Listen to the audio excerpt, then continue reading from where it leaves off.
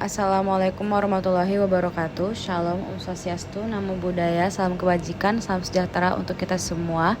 Sebelumnya, mari kita ucapkan puji syukur kepada Tuhan Yang Maha Esa dan juga ingin mengucapkan terima kasih sebesar-besarnya kepada Ibu Ute dan juga Bapak Agus atas kesempatan yang telah diberikan untuk presentasi pada hari ini.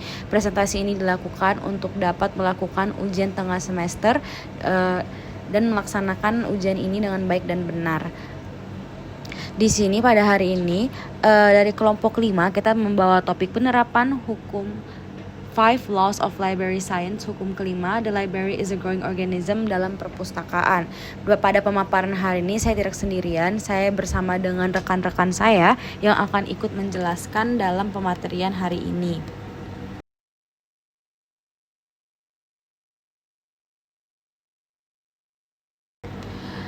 Pada anggota kelompok terdapat Kesha Nazwa Mutia dengan nomor NPM 01, Khairunisa dengan nomor NPM 04, Calia Daiva Faustina dengan nomor NPM 07, Muhammad Fikri Reynaldi dengan nomor NPM 09, Safa Amira Azmi dengan nomor NPM 17, Bintang Fitria Rahmawati dengan nomor NPM 21, Rachel Alivia saya sendiri dengan nomor NPM 23, Fidelia Adera Ceta dengan nomor NPM 37, Hisham Ari Septiana dengan nomor NPM 67. Baik, sebelum memulai ke inti pematerian, tentu saja harus adanya informasi mengenai fondasi dasar mengenai hukum 5 Laws of Library Science yang akan dipaparkan oleh pembicara pertama, Calia.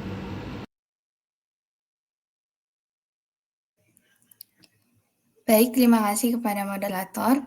Izinkan saya untuk menjelaskan terlebih dahulu apa itu perpustakaan. Di sini saya akan menjelaskan mengenai perpustakaan di dalam Undang-Undang Nomor 43 Tahun 2007, yang dimana didefinisikan sebagai institusi pengolahan koleksi karya tulis, karya cetak, dan juga karya rekam secara profesional dengan sistem yang baku guna memenuhi kebutuhan pendidikan, penelitian, pelestarian, informasi, dan rekreasi para pemustaka.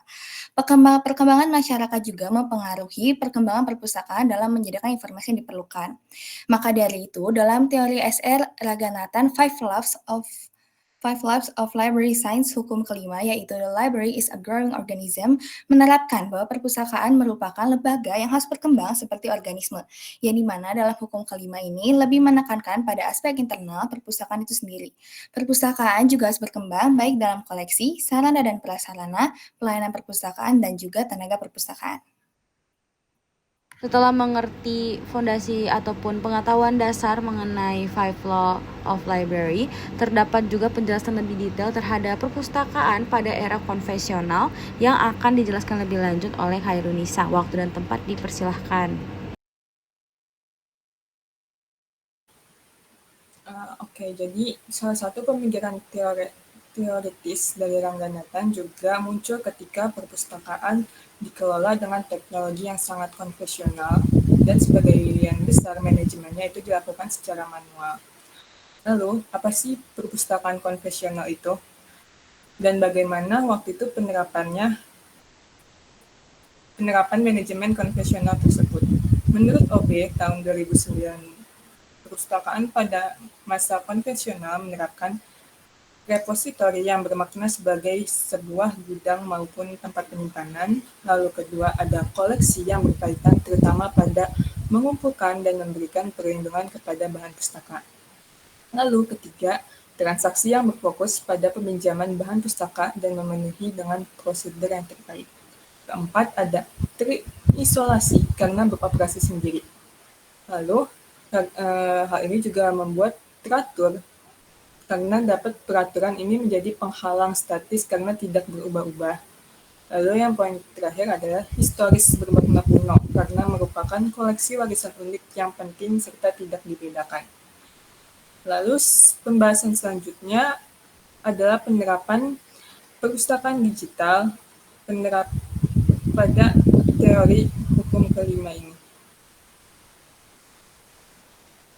Setelah mengetahui bagaimana keadaan perpustakaan pada era konvensional, terdapat penerapan hukum kelima teori SR Ranganathan 5 Laws of Library Science dalam perpustakaan masa kini ataupun pada era digital sekarang ini yang akan dijelaskan lebih lanjut oleh beberapa dari rekan saya. Silahkan kepada Kesha Nazwa. Oke, terima kasih. Saya izin menjelaskan mengenai penerapan hukum kelima teori Five Laws of Library Science dalam perpustakaan masa kini. Jadi yang pertama itu ada the library is growing organism pada koleksi.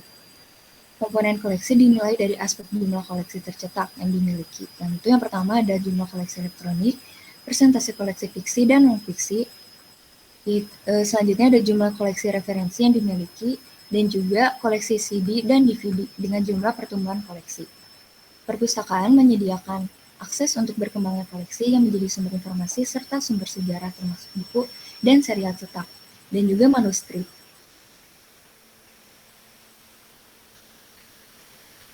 Selanjutnya, masyarakat dapat mengakses informasi yang ada di perpustakaan secara gratis dan terbuka untuk umum. Selain koleksi, terdapat juga efek lain yang dapat diimplementasikan dengan Library is a Growing Organism yang akan dijelaskan lebih lanjut oleh rekan saya, Fidelia.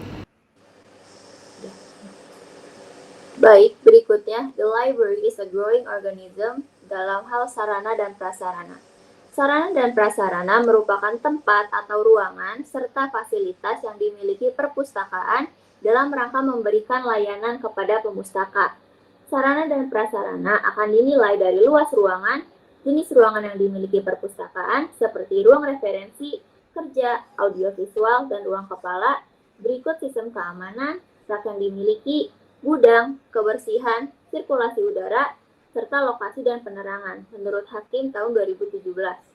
Ruang perpustakaan terasa nyaman bagi pemustaka dan petugas perpustakaan apabila ditata dengan memperhatikan fungsi, keindahan, dan keharmonisan ruang. Penataan ruang perpustakaan yang baik akan memberikan kepuasan fisik dan psikis bagi penghuninya, sehingga perencanaan gedung perlu diperhitungkan kebutuhannya. Menurut Lasa HS pada tahun 2008.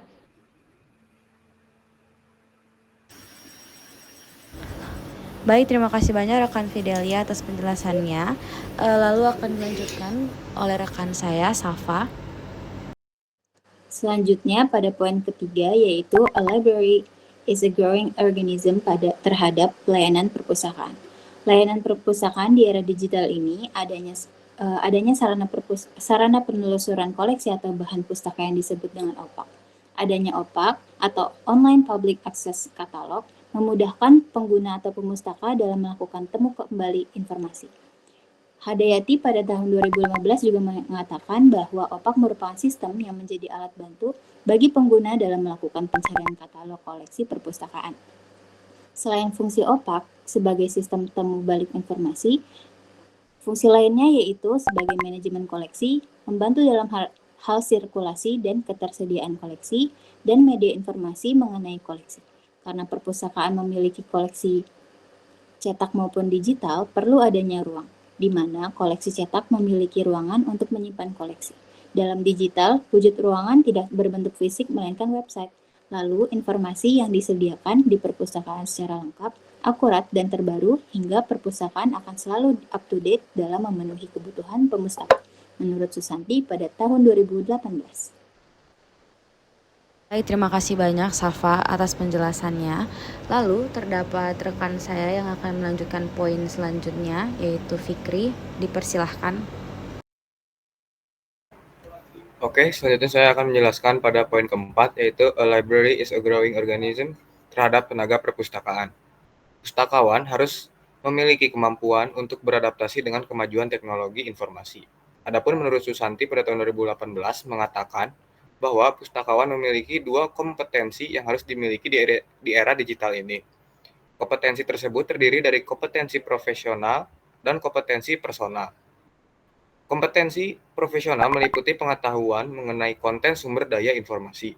Kemampuan pustakawan yang dimiliki berguna untuk mengevaluasi dan menyaring suatu informasi secara kritis, mengembangkan dan mengelola layanan informasi sehingga mudah diakses dan tepat, menentukan kebutuhan informasi, dan kemampuan pengguna teknologi informasi.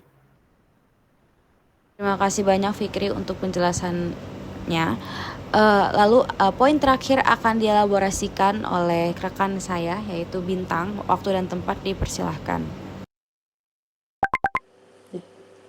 Baik, saya akan melanjutkan poin kelima, yaitu a library is a growing organism terhadap inovasi.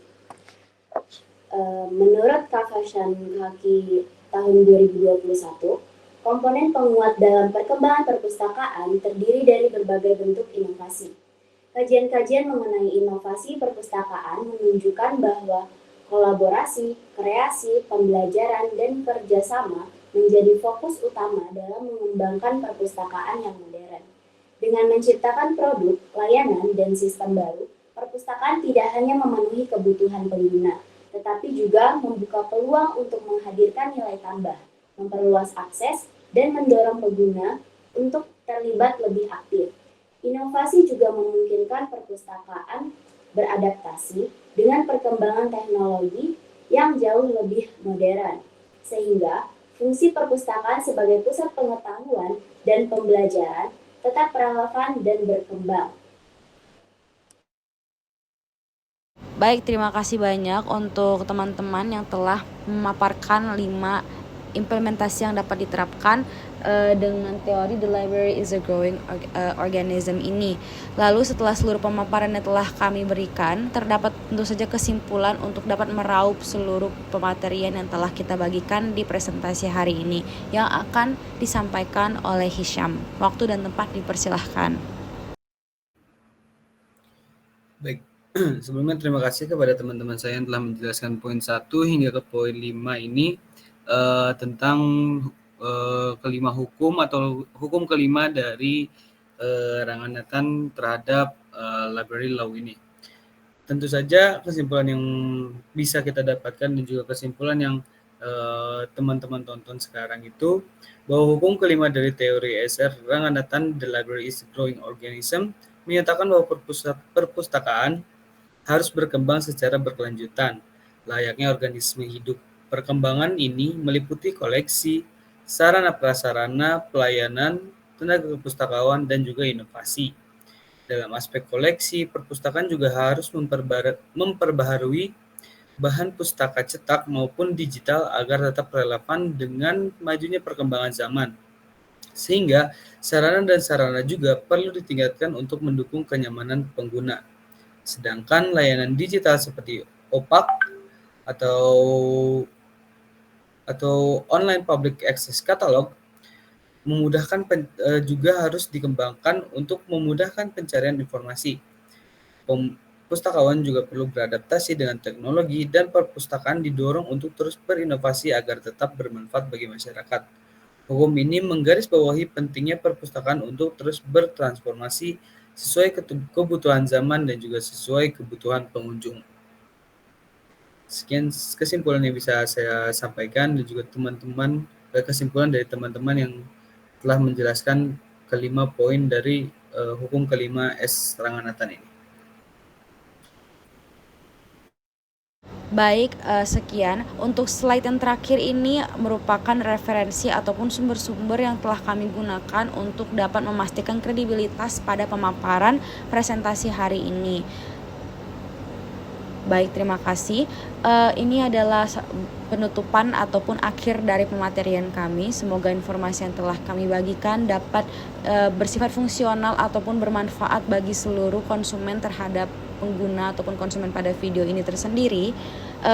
Juga ingin kami ucapkan mohon maaf sebesar-besarnya atas perilaku, perkataan ataupun informasi yang tidak pantas dilakukan ataupun dipaparkan pada pematerian hari ini dan akan dijadikan bahan evaluasi pada presentasi ke depannya.